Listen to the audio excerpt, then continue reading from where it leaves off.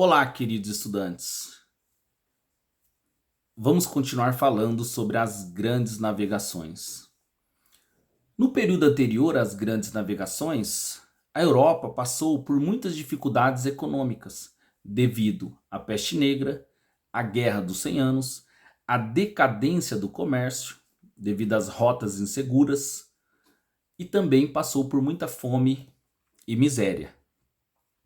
O comércio ele foi se recompondo aos poucos, mas havia alguns problemas.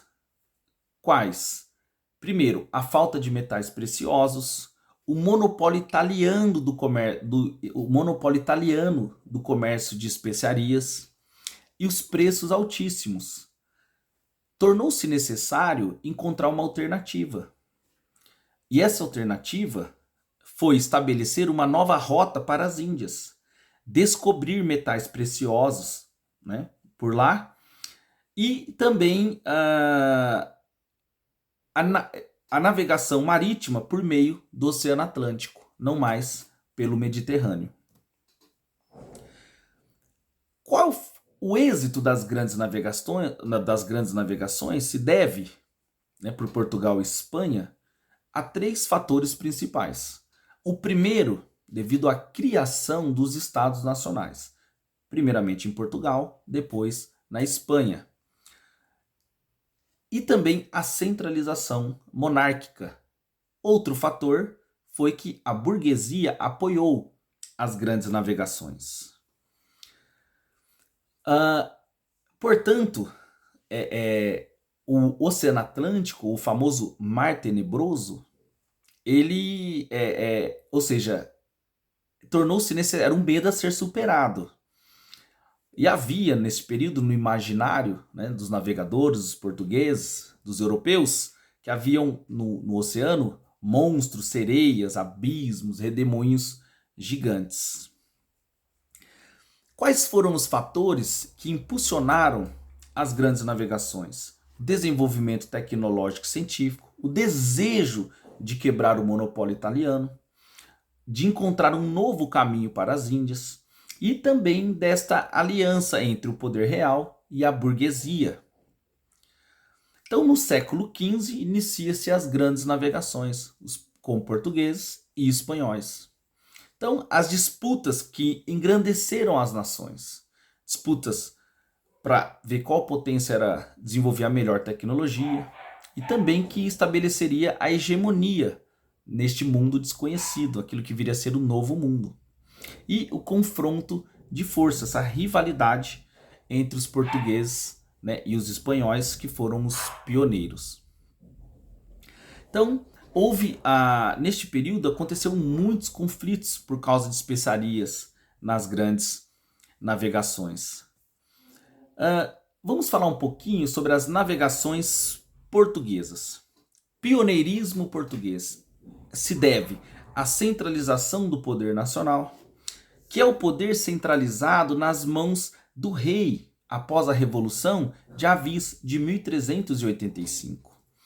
A posição geográfica, ou seja, o extremo ocidente da Europa, que é o ponto mais próximo do Oriente, né, se navegando pelo Oceano Atlântico, é a Península Ibérica.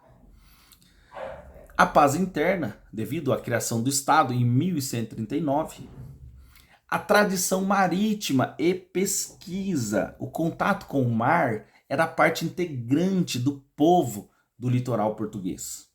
Também o desvio da rota comercial, né? A peste negra somada à guerra dos 100 anos tornou-se necessário, né, o litoral português para o Mar do Norte.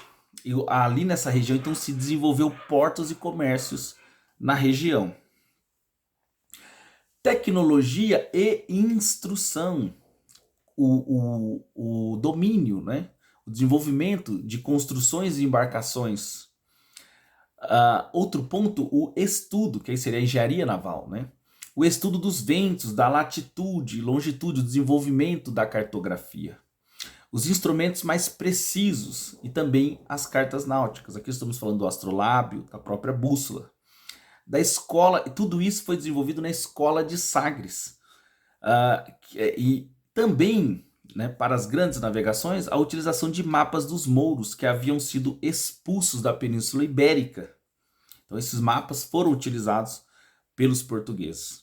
Então em 1415, ainda falando sobre o pioneirismo português, Portugal então foram os primeiros a navegar pelo Oceano Atlântico.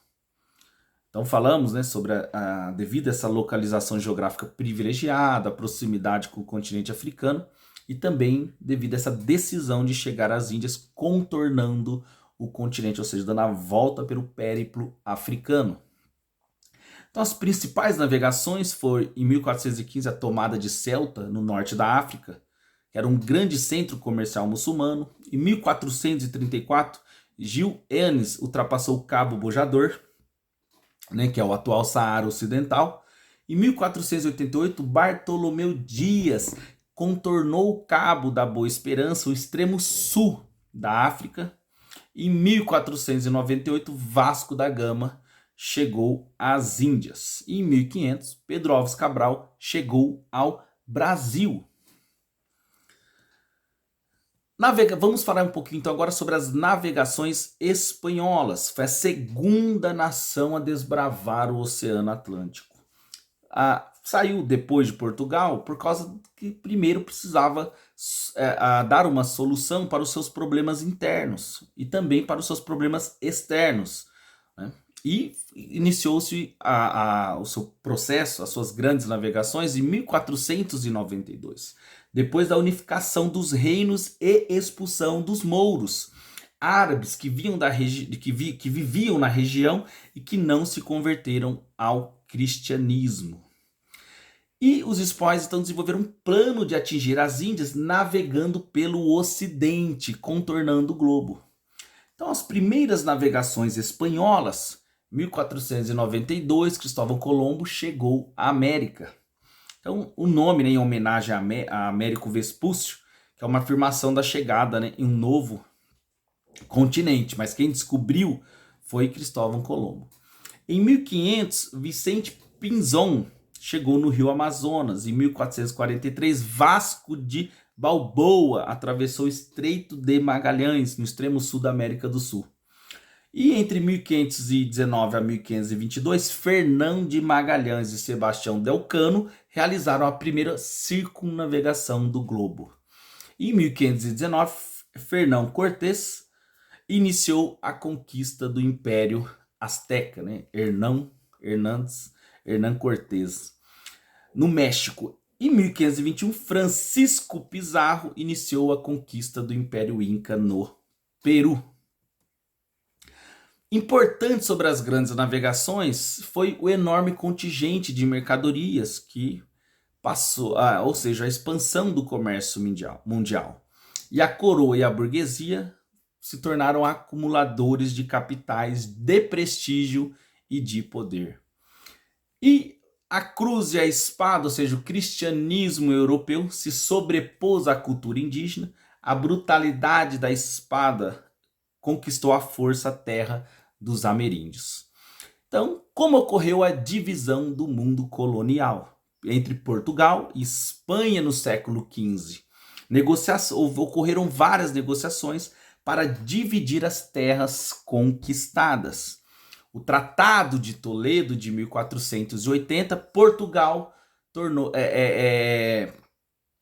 passou a explorar as terras ao sul das Ilhas Canárias.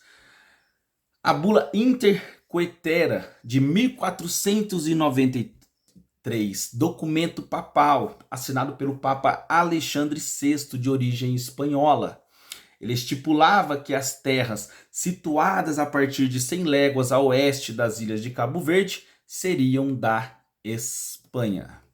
Já no Tratado de Tordesilhas de 1494, a bula intercoetera não tinha agradado os portugueses, eles exigiram um novo acordo, mudou o meridiano proposto anteriormente para 370 léguas a oeste de Cabo Verde.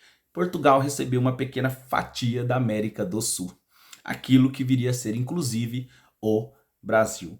Então, Cristóvão Colombo, ele foi um navegador genovês contratado pela coroa espanhola, na nau Santa Maria, mais 2 caravelas, Pinta e Nina, em 3 de agosto de 1492, fez ao total 4 viagens à América. Classe. Pessoal, essa foi então os principais pontos da aula de hoje. E até a próxima.